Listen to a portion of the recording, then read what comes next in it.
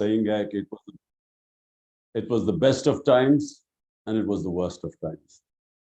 Worst of times تو آپ سب کو پتہ ہے جو ملک کے حالات ہیں جو انہوں نے کیا پاکستان کے سے، وہ تو خیر کوئی دشمن بھی نہیں کر سکتا تھا کہ کدھر وہ 1 سال پہلے کدھر کھڑی تھی اکانومی اور آج کدھر پہنچ گئی ہے، اور یہ بار بار ہمیں بلیم کرتے جا رہے تھے کہ جی ہماری وجہ سے ہے. تو اس طرح کا جو ڈیزاسٹر ہوا ہے یہ تو اس کے اوپر تو کوئی، صرف میں یہی کہہ سکتا ہوں کہ انہوں نے ماضی میں بھی سارا وقت ڈیزاسٹر کیا، کوئی گولڈن ایج تو آئی نہیں تھی ان کی. 99 میں بھی یہ ڈیزاسٹر چھوڑ کے گئے تھے، 2018 میں بھی چھوڑ کے گئے تھے.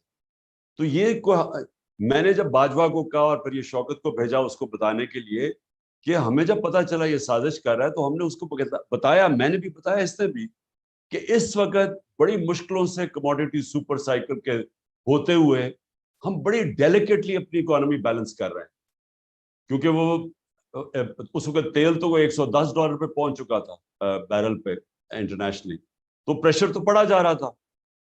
تو اس سے میں نے بھی کہا، اس نے بھی کہا کہ ایک دفعہ اگر آپ نے اس کو ڈی اسٹیبلائز کر دیا پولیٹیکلی تو یہ ایک اکانومی یہ نہیں سنبھال سکے گی، کیونکہ انہوں نے ماضی میں بھی کبھی نہیں سنبھالی تھی.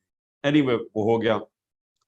تو دیکھیں ابھی جو آپ نے جاوید آپ نے بات کی پولیٹیکل اکانومی کی، دیکھیں اصل میں یہ ہو ہی نہیں سکتا کہ آپ کی پولیٹیکل انسٹیبلٹی ہو اور آپ کی اکانومی ٹھیک ہو جائے.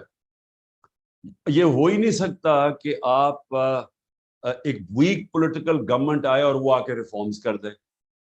یعنی مجھے پتا ہے کہ کس طرح ہم نے یہ 3.5 سال گزارا کیا تھا، جب ہمارے پاس کلیئر میجورٹی نہیں تھی، ہم مضبوط نہیں تھے، تو کس طرح کے پریشر فیس کرنے پڑے کہ جب بھی کوئی طاقتور مافیا کو پر ہاتھ ڈالتے تھے تو اپنے اندر سے ہی اپنی میجورٹی بچانے میں پرابلم لگ جاتا تھا.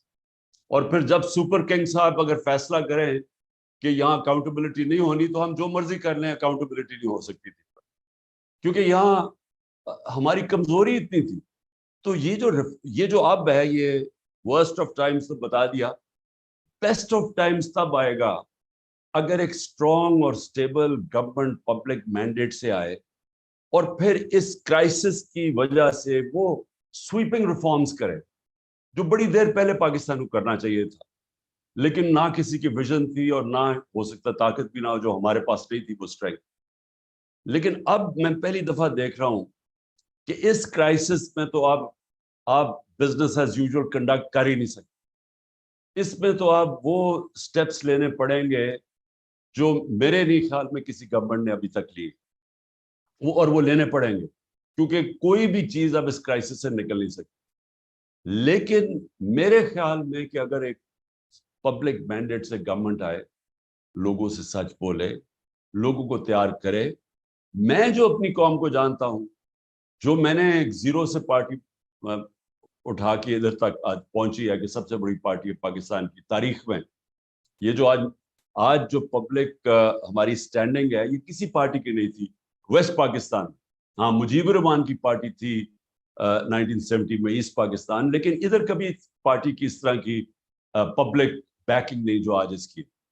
تو اس پبلک بیکنگ کا فائدہ اٹھاتے ہوئے ہم اگر الیکشنز کے اندر ایک کلیئر میجورٹی آتی، اس کے بیس کے اوپر لوگوں کو مینٹلی تیار کر کے پہلے کہ یہ آپ ایکسپیکٹ کریں کہ ہم نے بڑے مشکل وقت سے گزرنا ہے، ہم نے یہ کینسر پھیل رہی ہے جسم میں، اس کو کاٹنا ہے، تکلیف ہوگی، لیکن اس کے بعد آپ کا اچھا وقت آ جائے.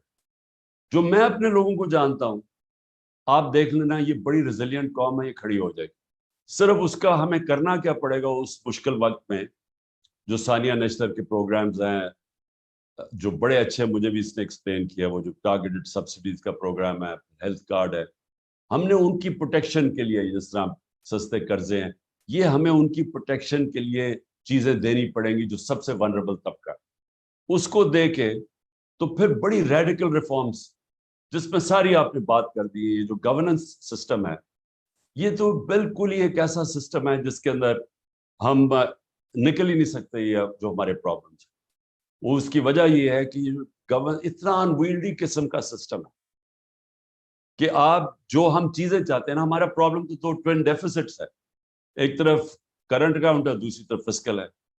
تو ان دونوں کو ٹھیک کرنے کے لیے پہلے تو ریفارمز چاہیے سسٹم, ہر تھرو آؤٹ ہر چیز کے اندر ریفارم چاہیے. لیکن جو میں سب سے پہلے جو شارٹ ٹرم کی آپ بات کر رہے ہیں نا شوکت, سب سے جو ہم امیڈیٹ اگر ہم کہیں سے ریلیف مل سکتی ہے, کیونکہ دو ہی پرابلمس ہو جاتے ہیں. سب سے بڑا پرابلم تو ڈالر کا ہوتا ہے, ہمارا روپیہ گرنا شروع ہو جاتا ہے, اس سے انفلیشن بڑھنی شروع ہو جاتی ہے, اس سائیکل کے اندر ہی ہم پھنسے ہوئے ہیں, اور اس کی وجہ سے انویسٹمنٹ نہیں آتی. کیونکہ جب آپ کا کرنسی گر رہی ہو تو جو باہر سے انویسٹر ہے وہ اگر یہ سمجھتا ہے کہ ڈالر میں ہی پیسے رکھے تو فائدہ ہے, وہ کیوں پاکستان میں اپنے ڈالر چینج کر کے انویسٹ کرے. اور اپنے بھی لوگ, ہمارے بھی لوگ آج جو حالات ہیں پاکستان کے, سارا پاکستان کے اندر بھی انویسٹر وہ ڈالر ہی لے کے بیٹھ جائے. وہ کیوں انویسٹ کرے جب اسے پتا ہے کہ اسے یہ نہیں پتا کہ کرنسی کتنی تیزی سے گرے گی. سو جو سب سے امپورٹنٹ چیز وہ یہ ہے کہ ہم پہلے تو اپنے روپے کو کیسے مضبوط کر سکتے, وہ کون کون سی چیزیں ہیں جو ڈالر انکم بڑھا سکتی, اور وہ سب سے امپورٹنٹ جو اوورسیز پاکستانی ہیں اس کو ہم کیسے پاکستان کے اندر انویسٹ کروا سکتے. ہم نے ریمیٹنسز تو اس نے ہمیں ٹرسٹ کیا, ریکارڈ ہم نے اٹھا دی.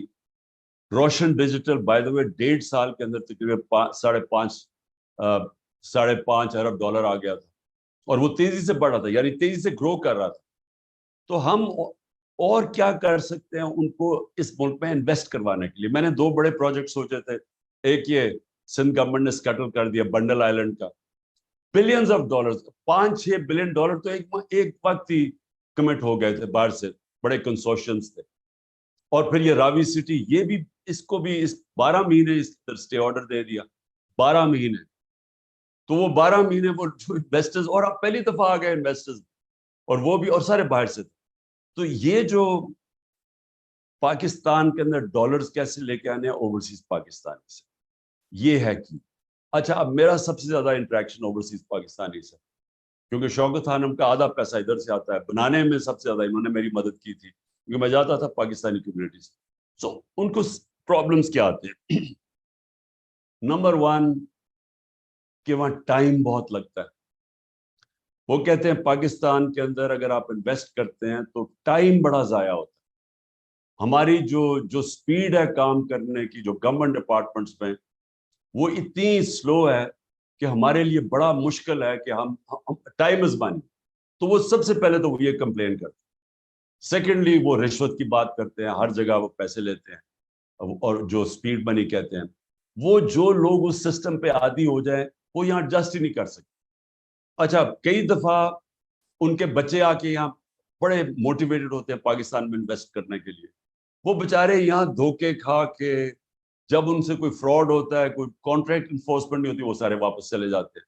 تو اوور لاسٹ 40 ایئرز جو میں نے اوورسیز پاکستانی کو اتنی دفعہ دیکھا, کوشش کرتے تھے آنے کے لیے, یا سسٹم ہی نہیں الاؤ کرتا ان کو انویسٹ کرنے کے لیے.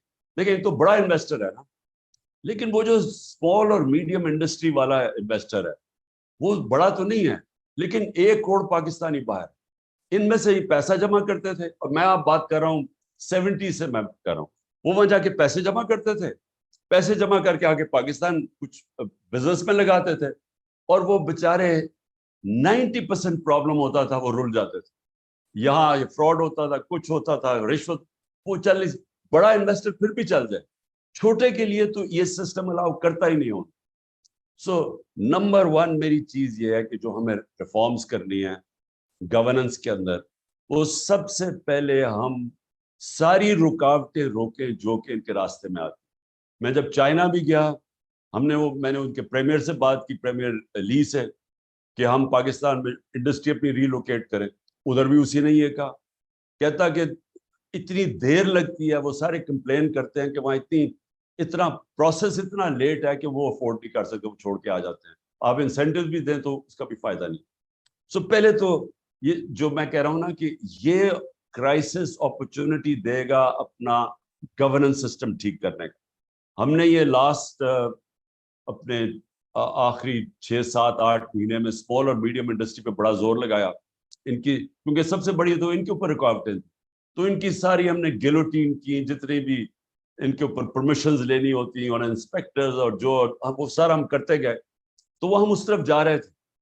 لیکن بہت بڑا رکاوٹ آتی ہے سسٹم کے اندر سے. ایک سسٹم جو کرپٹ ہو چکا ہے اس میں لوگ پیسے بنا رہے ہیں, وہ چینج آنے نہیں دیتے. ایف بی آر کے اندر ہم نے اتنی ٹیکنالوجی لانے کی کوشش کی, وہ جب وہ آنے لگتا تھا, وینڈر آتا تھا کوئی باہر سے کہ وہ سارے ہم آٹومیٹ کریں, ادھر سے اندر سے کوئی جا کے وہ اندر سے جا کے کوئی کرتا تھا, وہاں عدالت میں چلا جاتا, اسٹے آرڈر میں جاتا تھا. اور یہ جو ٹریک اینڈ ٹریس سسٹم ہے, ہمیں اتنی دیر لگی ہے کیونکہ ساری بڑی بڑی کارپوریشن انڈسٹریز یہ سیلز ٹیکس چراتی ہے. اور جو ساری جو شوگر انڈسٹری سے جو ہم نے جب وہ کیا اس کے اوپر انویسٹیگیشن, تو 30 سے 25% ساری شوگر انڈسٹری کے لوگ سیلز ٹیکس چرا رہے تھے. تو وہ ٹریک اینڈ ٹریس سسٹم بڑی مشکلوں سے ہم نے, وہ بھی پہلے سیبوٹاج ہوتا رہا, وہ فائنلی آیا, تو اس سے ایک دم انکم بڑھ جانی تھی. لیکن اب پتہ نہیں مجھے کیا سچویشن ہے, لیکن ہماری آخر میں وہ ایک بیوریجز اور یہ شوگر انڈسٹری اور بڑی بڑی جو سیمنٹ ان پہ آنے. تو کہنے کا مقصد میرا یہ ہے کہ اب جو ٹائم ہمیں ہمارے پاس یہ جو کرائسس کا ہے, یہ بہت بڑی اپرچونٹی ہوگی کہ ہم وہ اسٹرکچرل ریفارمز کر دیں اپنے سسٹم میں, جس کے اندر ہم پہلے تو وہ انوائرمنٹ بنائیں انویسٹمنٹ کے لیے.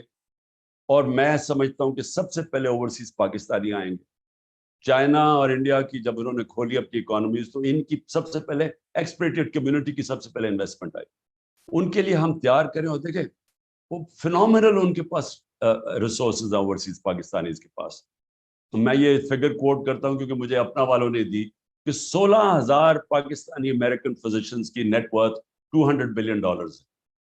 اور جو ٹاپ 10 پاکستانی, امریکہ کی صرف بات کر رہا ہوں, ان کی $25 ارب. تو یہ سارے جو لوگ ہیں یہ ابھی بھی پاکستان کے لیے ترستے ہیں آنے کے لیے, درد فیل کرتے ہیں, ڈیمونسٹریٹ کرتے ہیں جب برا ہوتا, لیکن انویسٹمنٹ نہیں لے کے آتے کیونکہ وہ سسٹم ہی الاؤ نہیں کرتا. اور ہم نے نمبر 1 یہ ہو گیا. نمبر 2 جو میری وہ بھی آخر میں ہم نے یہ ریئلائز کیا کہ یہ جو بھی چیز ڈالر انکم لے کے آتی, اس کے لیے ایک علیحدہ منسٹری ہونی چاہیے. کیونکہ وہ کون سی چیزیں ڈالر لے کے آتی ہیں, تاکہ ان کی صرف فوکس ہو کہ وہ منسٹریز جو جدھر کیونکہ وہ کراس دا بورڈ ہوتی ہے نا, ایک تو ایکسپورٹس ہیں آپ کی, لیکن اور بھی آپ کی ہیں, ایگریکلچر ہے, اس کے اندر کون سی چیزوں سے ہم امپورٹ سبسٹیوشن کر سکتے ہیں, لانگ ٹرم پلاننگ ہو, تو وہ ایک جگہ سے مانیٹر ہو. کیونکہ میں نے ریئلائز کیا کہ وہ علیحدہ جگہ کام ہوتے ہیں, ان کی کوئی کوآرڈینیشن ہی نہیں ہوتی, اور پھر کوئی کسی کو, یعنی جو بیوروکریسی میں لوگ کام کر رہے ہوتے ہیں, کسی کو اہمیت ہی نہیں ہے کہ ہمیں کتنا امپورٹنٹ ہے اس ملک میں ہم ڈالر انکم بڑھائیں. ایک مثلاً کہیں سے گرانٹ آ رہی تھی ڈالرز کی, میں آپ کو صرف مثال دے رہا ہوں, $500 ملین کی آ رہی تھی. وہ ورلڈ بینک والا وہ جو ایلانگو تھا وہ میرے پاس آیا, کہتا کہ تمہیں پتہ ہے تمہارے پاس صرف 2 ہفتے رہ گئے اور وہ گرانٹ واپس جا رہی ہے. میں بڑی دیر کا, میں 3 مہینے پہلے ہم نے گو ہیڈ دی ہوئی تھی اس کو. تو میں نے جب چیک کیا, ایک سیکشن آفیسر نے آبجیکشن لگا دی تھی اس کو, گرانٹ آ رہی ہے $500 ملین کی, اس آبجیکشن کی وجہ سے وہ صرف 2 ہفتے رہ گئے تھے, وہ گرانٹ واپس جا رہی تھی. تو یعنی ایسے لگتا ہے کہ لوگوں کو سمجھ ہی نہیں ہے کہ کتنی امپورٹنٹ ہے اس ملک کے اندر ہماری ایکسپورٹ ارننگز یا ڈالر انکم.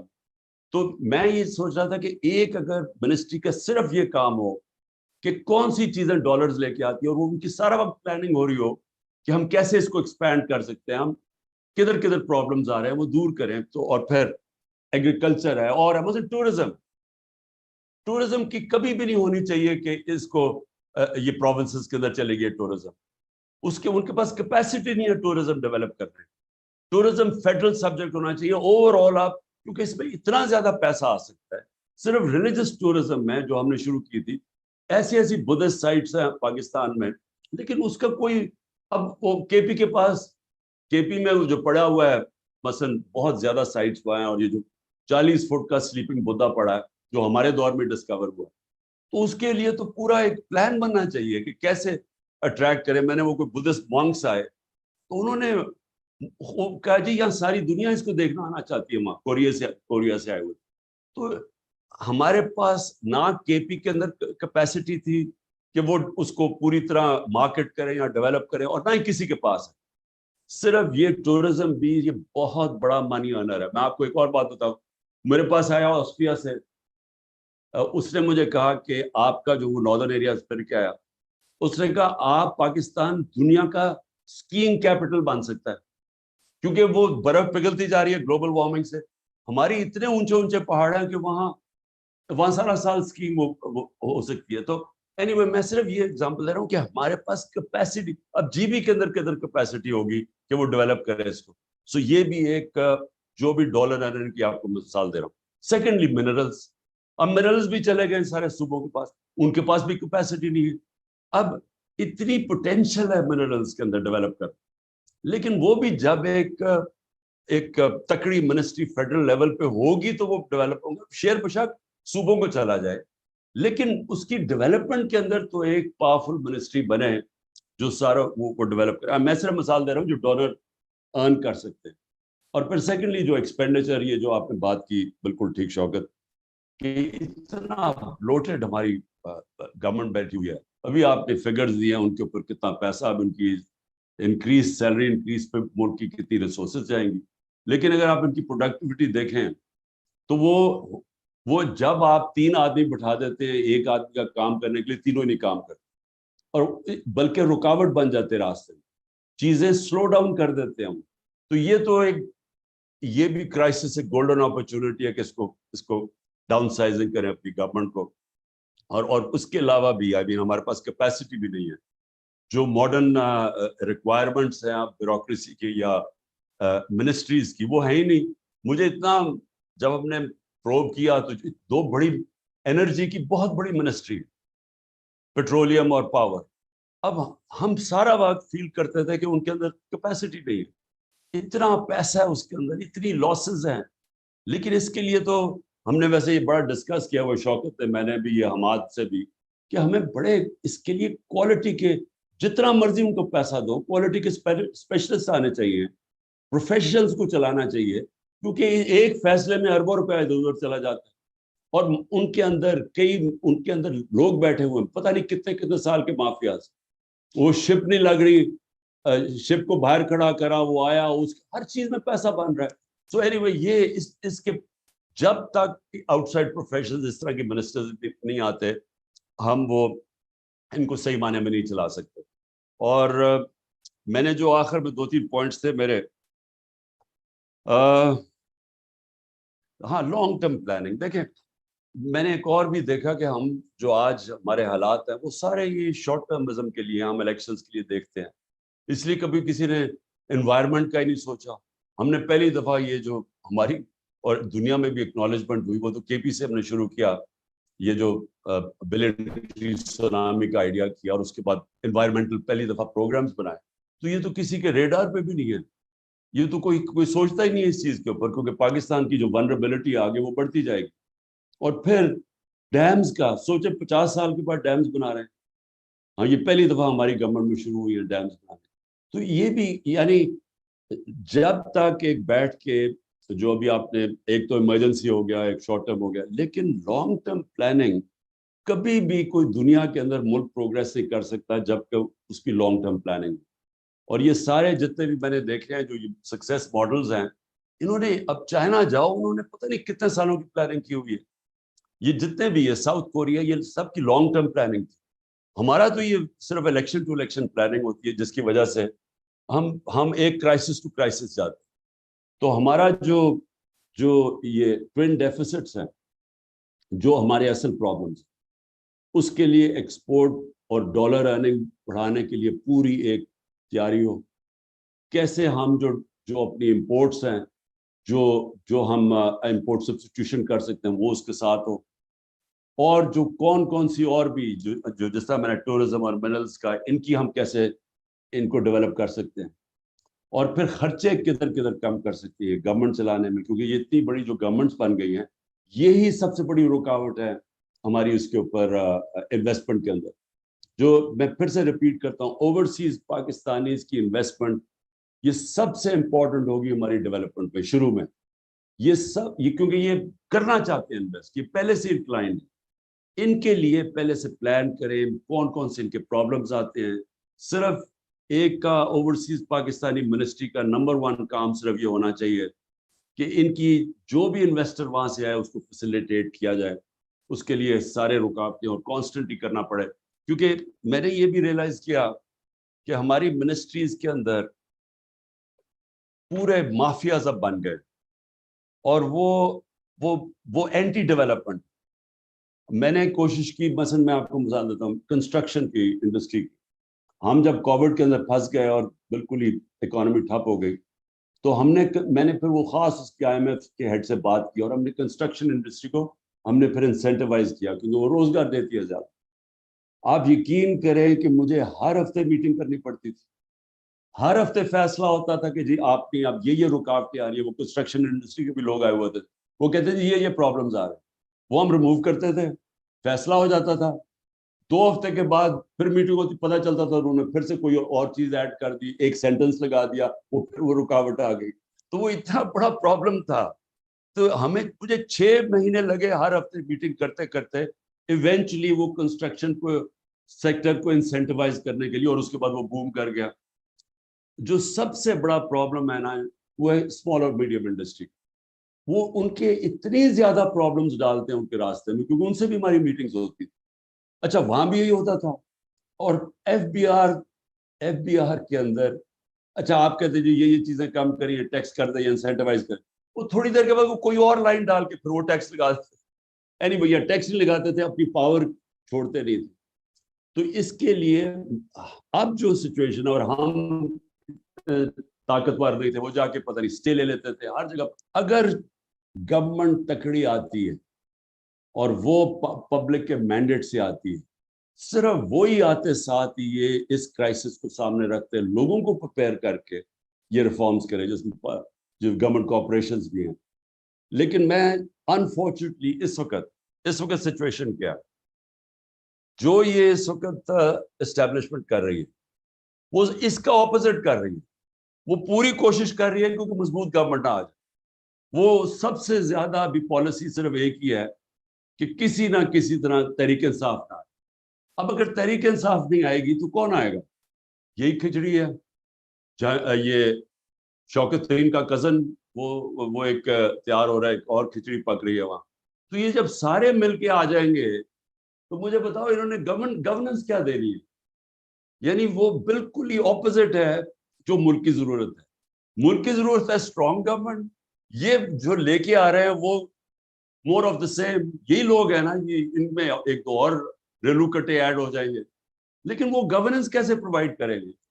کیونکہ انہوں نے ابھی تک ایک تو ریفارم کی نہیں ہے, نہ یہ کر سکتے ہیں.